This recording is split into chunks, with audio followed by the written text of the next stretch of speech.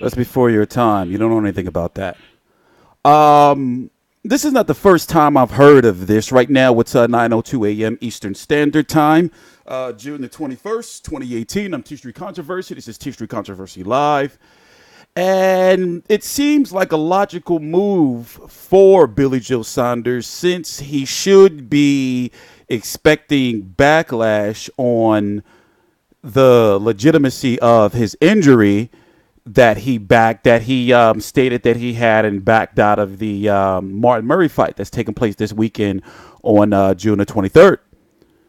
So it was then revealed by the promoter of Gennady Golovkin that a deal was in place for them to fight on August the 25th.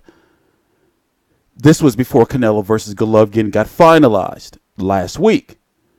So now it's looking like Billy Joe Saunders really wasn't injured when he pulled out of the Martin Murray fight, and he was trying to get the either CANELO or Golovkin fight, and looking like he was very close to getting Golovkin.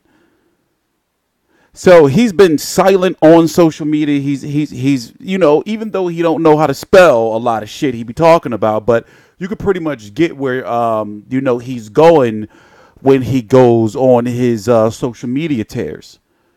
Now, he had so much momentum, after the David Lemieux win, where people were calling him the Floyd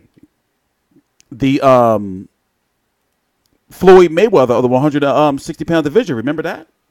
People were like, yo, who is this 160-pound British dude? And I'm talking here in Philadelphia, people I was talking to that were watching boxing. They were like, yo, who's this guy that was on HBO last night? I was like, yeah, 160-pound WBO champion Billy Joe Saunders. He's not fighting as much as he should.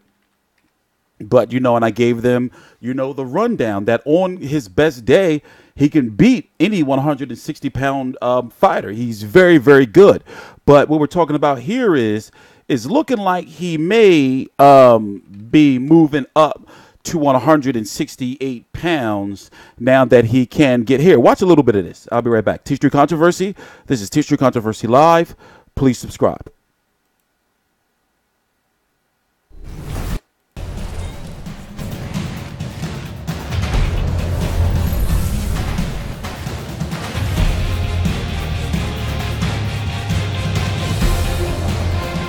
God bless you both. Touch glove.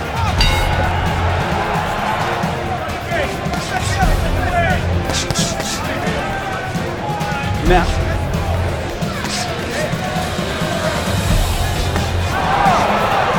the key to Billy Joe Saunders' success in the ring is his ability to be able to move and his pure boxing fundamentals, meaning his ability to be able to move, high ring IQ, execution of the jab, but he's not active enough. Now, he can get into fights this year if he goes along the pattern that he went last year, where he fought Willie Monroe in September of last year, and then in December, because he wanted to get another fight in, a big quality fight. And the reason why he fought David Lemieux in Canada, even though Billy Joe was the champion, is because if he didn't take that fight in Canada, then it would have went into this year. So he got 2 fights in 2017, and when you're a champion, you want to fight at least 2 times a year. The norm these days in this generation is 2 times a year. If you get a champion that's fighting 3 times, it's like, oh shit, But 9 times out of 10, they're not fighting top quality competition. So he made easy work of Willie Monroe in September, then fought David Lemieux in a fight where people are like, yeah, David Lemieux's going to knock his head off. And then he went out there and, put on what's called over in the UK a masterclass and, outboxed David Lemieux in entertaining fashion. Not just in a way it was like, oh, shit, yeah, he's just outboxing. And people were like, oh, like, who's this dude? So he was supposed to fight Martin Murray in as a return fight in April of this year. Remember, we're in June. Martin Murray's fighting this weekend coming up in a couple of days. And if it's supposed to happen, Billy Joe Saunders and James DeGALE is supposed to happen September the 15th. So what would happen to that, to not confuse you, you would have CANELO versus Golovkin at night here in the States Or over there in the UK, it would be normal, a normal states fight. You would get it like 1, 2 o'clock, 3 o'clock in the morning, something like that. But for you guys in the UK, you would get Saunders, DeGALE the same time you normally would. So over here in the States, it would be a midday card. You know, the main event would be about 5:45, 6 p.m. Eastern time, and 3 hours before if you're over on the West Coast. And instead of them putting it on the Showtime like YouTube page, it'll likely definitely be on regular Showtime, even though Billy Joe's last fight was on HBO. But Frank Warren, the promoter of Billy Joe Saunders, and James DeGALE at the moment, and James DeGALE alliance with Al Heyman and Showtime, it's a very good chance over here in the States, it'll be here on Showtime, and over there in the UK, it'll be a BT Sport pay-per-view. So moving on to James DeGALE, as you know, in his last fight, he recaptured his IBF title after losing it to Caleb Truax in 2 back-to-back fights. The issue with James DeGALE is he is a 168 pounder. I don't see him being able to hold his own at 175. Not right now. Not with hard hitters like Bivol, Kovalev, and even Adonis Stevenson. You know, he barely survived Badu Jack, and Badu Jack is he is a 175 pounder naturally that was fighting at 168 in my opinion. So James DeGALE versus Billy Joe is a good matchup because it's going to really boil down to the boxing ability, and I feel that Billy Joe is the better boxer. And also Billy Joe's career has been mixed up and held up by this Canelo Golovkin stuff for 2 years now, him trying to get in. You know, in the mix. It's not going to happen right now. And the more he keeps sticking around, he's going to lose money. You know, and, you know, yeah, he does make 160 pounds, but, you know, I'm pretty sure he'd be much more comfortable fighting at 168. And look how big he is in there in the ring. You know?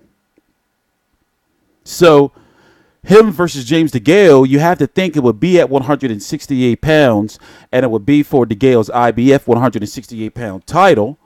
Therefore, Billy Joe would likely drop his WBO 160-pound title or likely hold on to both titles simultaneously, you know, depending on what option comes up in case, you know, that fight does come up with the winner or loser, because he can fight the winner or loser of the fight, whether it's the winner of Canelo Golovkin or the loser, you know.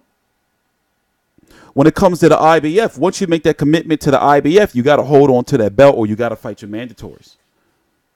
You know, they will strip you. You know, in fact, let's go look at the 168-pound division. You have David Benavidez, who's the WBC champion. He just was sent back to Heyman, Showtime, Samson, because he was trying to go over to Top Rank with his brother, but he's the WBC champion. I forgot who they said he's going to be likely fighting next. Oh, Matt Korobov. He'll be likely fighting Matvey Korobov. You got George Groves and Conor Smith, who are finally supposed to be going to fight soon for that World Boxing Super Series 168-pound title. I mean, tournament winner. And also for this Diamond Championship to be the mandatory for the winner of Benavidez Korobov. And also to be the WBA champion as well. You have James DeGALE, who's, you know, the IBF. This is the mandatory, so this guy right here will play heavily into the decision of if Billy Joe Saunders, if he were to win the fight against James DeGALE, would he stay at that, you know, division or not? Because if he had the chance to fight either Uzkatagai at 168 pounds, or the loser, even if it's just the loser, not the winner, the loser of Canelo versus Golovkin, I'm sure he will boil back down to 160 pounds to fight this, you know, winner or loser.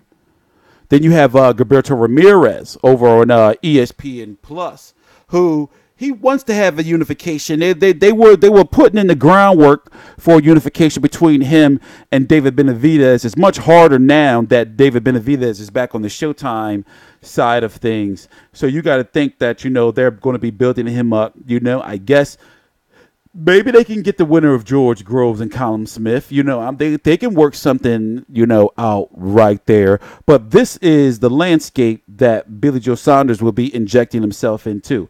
Now, if he was to stay at 160 pounds, then these are the guys that he would have to fight.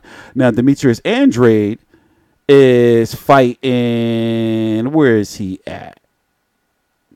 Yamagata Falco. On July the 21st. Remember, right now when I'm recording this video, it's June the 21st.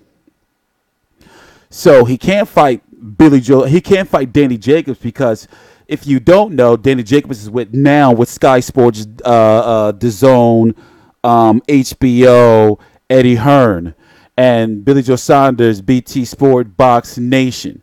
So them two sides, they don't work together. That's why, you don't see people calling for this fight like they were. Only really casual fans, no disrespect, is calling for this fight.